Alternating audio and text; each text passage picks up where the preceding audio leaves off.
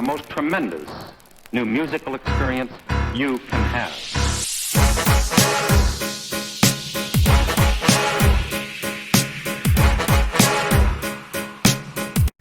Hey yo, what's up? It's Logan, and I'm here to finally begin wrapping up the year of 2019. This should be coming out January 7th, so a little bit right into the end of the first week of 2020. This video will be my honorable mentions for the year of 2019. So with my honorable mentions, I will be doing a top 10 video this year. I just feel like there's 10 albums that deserve to be talked about. Technically 11. I will be doing 11 because Jesus is King falls into my top 10, and I feel like a lot of people could have a problem with that, whatever. I know I'm biased. So I'll be doing top 11 just because I feel like there is one album that falls at 11th that deserves its shine in the top 10, definitely deserves to be in the top 10. Some people might even have it as their number one. That being said, this video, all about my honorable mentions, those that didn't quite make that jump, but if I wanted to do a longer video, maybe a top 20, something like that, they definitely deserve the shine just as much. These are projects that I listened to the most, that I enjoyed the most, that I got the most from, and I hope that a lot of you have heard them and enjoyed them as well. These are definitely ones that had a good impact on me throughout the year, that I went back to a lot throughout the year. So that being said, you'll be able to tell the reasons why I like them as I go through them, whether I've done a review for them or not. So let's go ahead and get into it with my first one. I have not done a review for this, but it is IDK hitting us with Is He Real? Now this is a relatively short project, about 40-ish minutes, a little bit less than that I think, where IDK is hitting us with a very good concept, talking about where he goes from the beginning not believing in a God all the way until the end where he does, and just having topics following that line all throughout. Now, that being said, is IDK the best artist to talk about something like this? Is 30 to 40 minutes the proper amount of time? I will say IDK, I think, is a great up-and-coming artist who definitely has the knowledge and has the ability to talk about something like this and have a concept album like this. Could it have been longer? Yes. If it was longer, do I think it would have been better? Yes. Would it have probably fallen in my top 10 if it had done that? Probably.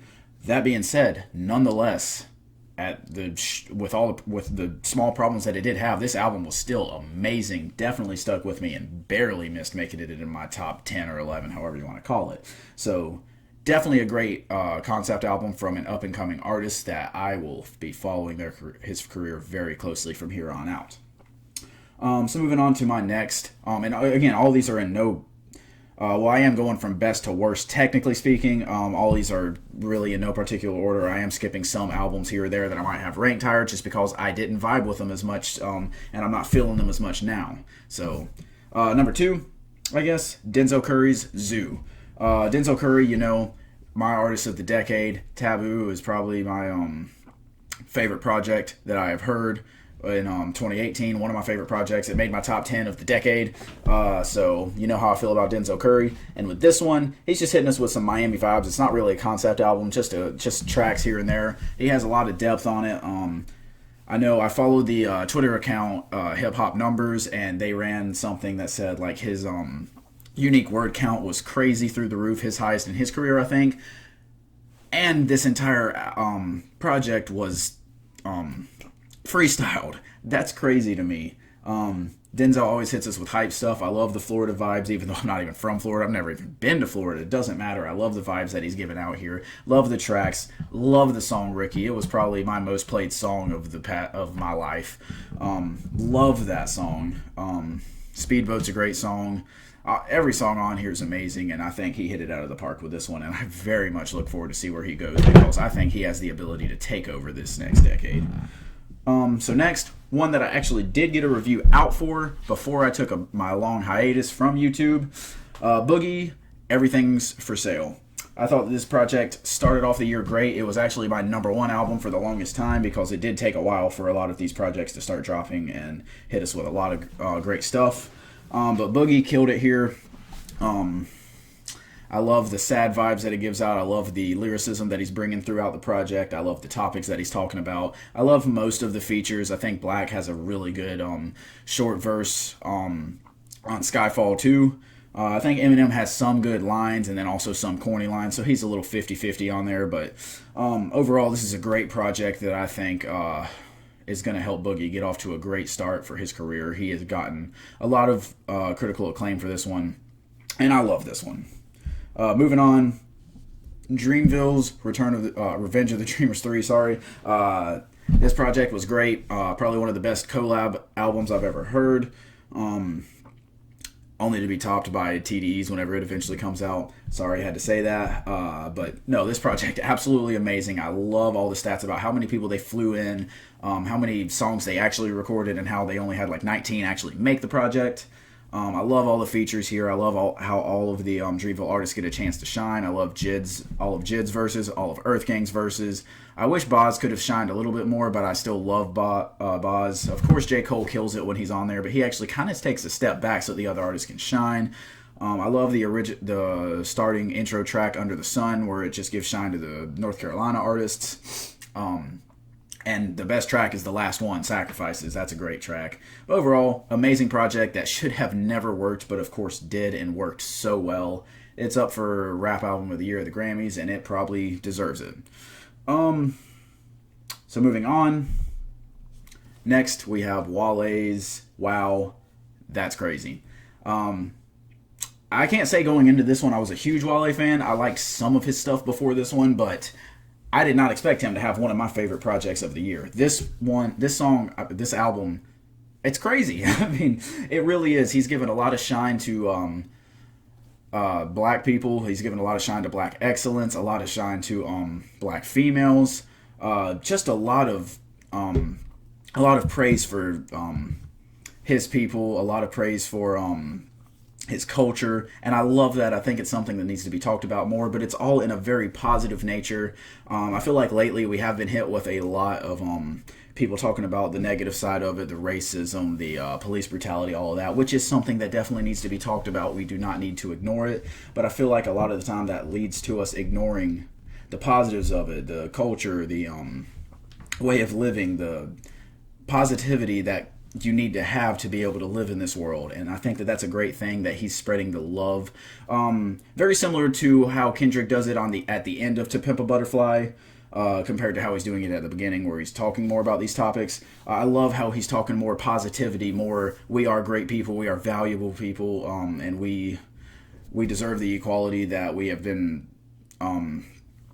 not been given up to this point. I love that he talks about these topics, and it's not all about that. I mean, he has other stuff. He has love songs on here. He has some hype songs on here. But I just love the topics on this one, and this one was definitely probably my surprise of the year. All right, so moving along, next we have Free National's debut album, Free Nationals. This one came out close to the end of the year, and I just fell in love with this one right away, and the more I listen to it, the more I love it. They come with amazing vibes that sound straight out of like earlier decades. It does not sound like it should have came out in the 2010s, let alone right near 2020. I love the features. Anderson .Paak, of course, kills it. Daniel Caesar kills it. Having a Mac Miller track, that's amazing. And Cali was just on there. Callum Connor, actually, I had not really listened to him much at all. And just, I love the song Oslo. That's probably my favorite track on the entire album. Just great vibes. Obviously, not much of an overall message, but I mean, that's not what you would expect from an album like this. Overall, love this project, and I very much look forward to what they're coming with in the future. So next, number 7, you know what I talked about with Wale's, how he's talking positivity and all that, not so much talking about the negatives, the police brutality, the racism. This album fits right into that mold in the sense that it talks a lot about the police brutality and the racism. It does have some positivity in there, of course, but this is Add 2's Jim Crow, the musical. I think this album was absolutely amazing, a very important topic that we do need to talk about, done in a way that we haven't seen it done that often. He has more of the jazzy vibes, kind of similar to what To Pimp a Butterfly had on it. Not the exact same, though, by any means. While, yes, it is a topic that, and again, while it is a topic we've heard a lot, and I'm not saying that as a negative because it is something we need to hear more and more because clearly it hasn't changed. Like I said, he presents it in a way that's refreshing, that doesn't sound like, okay, we're going through the same, that we're hearing the same album again over and over. He does a great job of presenting these things in new ways, in interesting ways, and I think that this was a great project that came closer to the end of the year. So only 3 left to talk about. We have Common's Let Love. Common's just coming with another classic sounding Common album where he's talking a lot about love, a lot about unity and all that. Great beats, great calming flows. You know, if you've heard a Common album, you know what to expect. And this is just one of my favorite ones from him recently. I very much enjoyed this project. Next, probably I don't want to say my favorite, but my most listened to future project, Save Me. In a year where he put out The Wizard that a lot of people would call one of his worst, some people actually call one of his best. I don't know where they got that from because I hated it. But either way, in the year that he put that out, he also comes around and puts out the heartfelt, sad Save Me. It's a very short project, easy to listen to. I love the song Shotgun. I love the song Please Tell Me. I like every single song on here, being that it is only like 7 tracks, I believe. And I thought that this one just came with a lot of good vibes, very cohesive sound. Very good project. And last but not least, we have Malibu Ken by Malibu Ken. I love this project. I actually have a review out if you want to check that one out. It came out early on in the year. I think it has some of the best storytelling and lyricism, of course, being the artist that it has. Tobacco and A$AP Rock. I thought that this was a great project. It stuck with me throughout the year. I didn't go back to it as often as I would have liked to, just because being busy and being that, I mean, it's one that you need to pay attention to when you listen to it because it has a lot of good topics on it. A lot of great lyricism, a lot of great storytelling. But great project. Definitely recommend checking that one out. Recommend checking out all of these. These are my 10 albums that I just wanted to talk about that didn't quite make my top 10, but still deserve the shine that they might not be getting. So definitely check these albums out. Let me know what you thought about them. Let me know if there's any albums you feel like I left out. Obviously, wait until you see my top 10 because they might be on there. But if you enjoyed this video, leave a like, comment with your thoughts. Let me know if there's anything you want me to review. Hit the sub button. Hit the bell next to my name if you want notifications for whenever I post videos. Share the video so your friends can see it. And yeah, just hit me up next time.